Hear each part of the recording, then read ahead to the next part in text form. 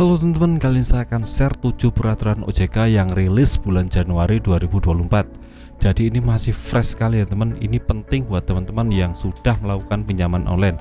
Jadi simak video ini sampai habis ya. Nah, peraturan pertama dari OJK adalah tentang penurunan bunga dan biaya lain. Nah, kita tahu untuk 2023 bunga dari pinjaman online itu sudah ditetapkan oleh OJK sebesar 0,4%.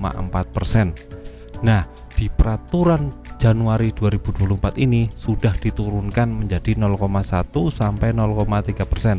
Jadi kita patut berbangga ya, karena kita sudah diberi penurunan bunga dan denda. Ini bisa menjadi kabar yang bagus buat kita karena bunga kita menjadi ringan ya teman.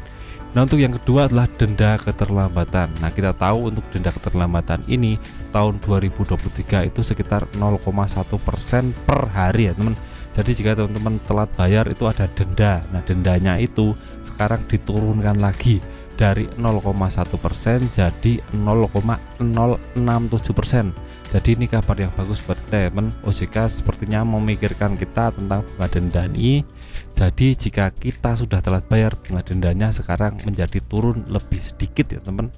Yang ketiga adalah OJK sudah menetapkan jika kita tidak boleh pinjam lebih dari 3 platform pinjaman. Misalnya nih, kita sudah pinjam di Akulaku, Kredivo, ShopeePay.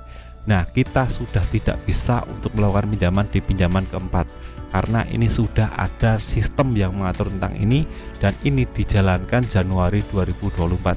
Jadi sebelum itu teman-teman bisa coba saja untuk pinjam di 4 pinjaman online, 5 pinjaman online, 6 pinjaman online, itu bisa ya teman. Tapi per Januari 2024 itu sudah tidak bisa. Karena OJK sudah menetapkan ini, kita cuma bisa pinjam di 3 platform pinjaman online. Nah, kalau Bank Nasional gimana Bang? Untuk bank itu di luar dari pinjaman online, jadi bisa-bisa saja. Misalnya kita bisa pinjam Akulaku, Kredivo, ShopeePay, dan Bank BRI, Bank BNI, KUR, atau kredit motor, kredit mobil itu bisa ya teman. Karena itu di luar dari pinjaman online, jadi di luar dari peraturan OJK. Terus untuk peraturan yang keempat mengenai penagihan debt collector, ini berkaitan dengan penagihan ke rumah ya teman.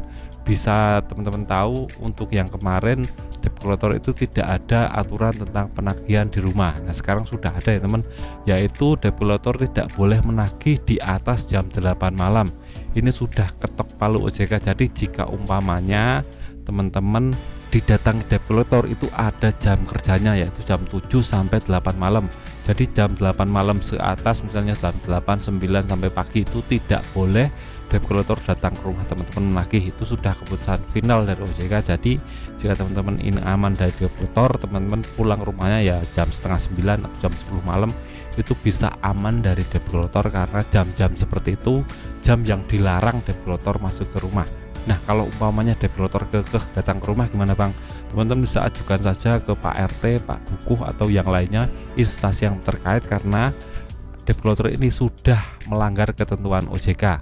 Ini ada peraturannya, jadi sudah ada bukti konkret bahwa OJK mengatur tentang ini. Jadi tidak boleh sembarangan debt collector menagih ke rumah teman-teman.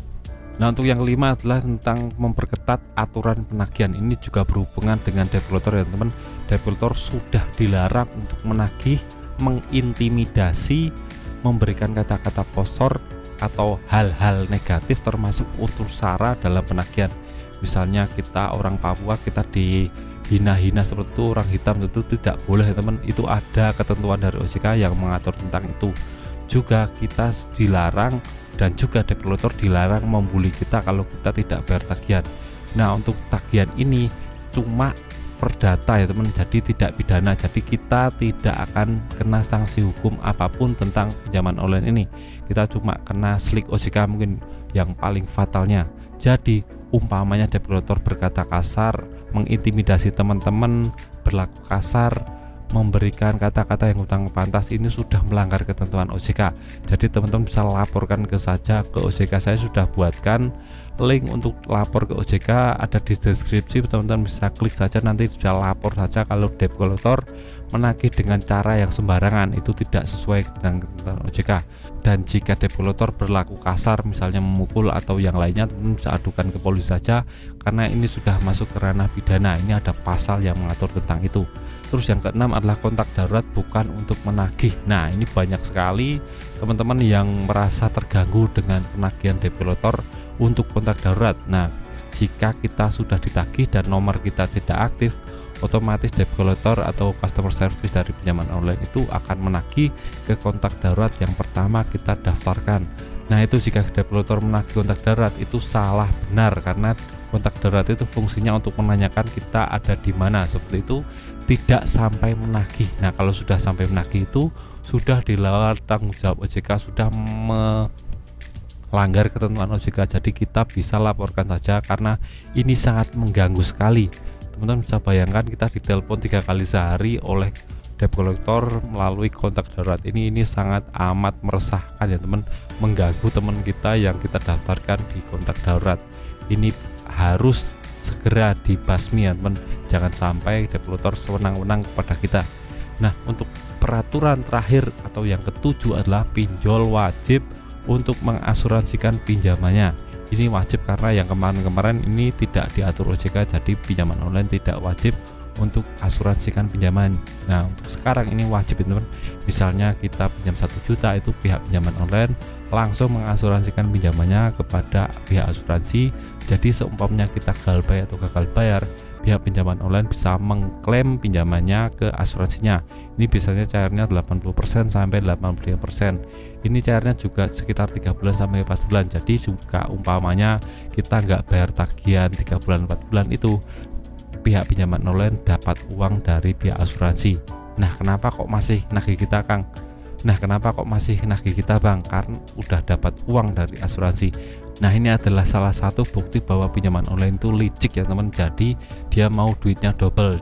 Yang pertama dari asuransi dia dapat 80%, yang kedua debt collector menagih kita, jadi akan dapat double uangnya.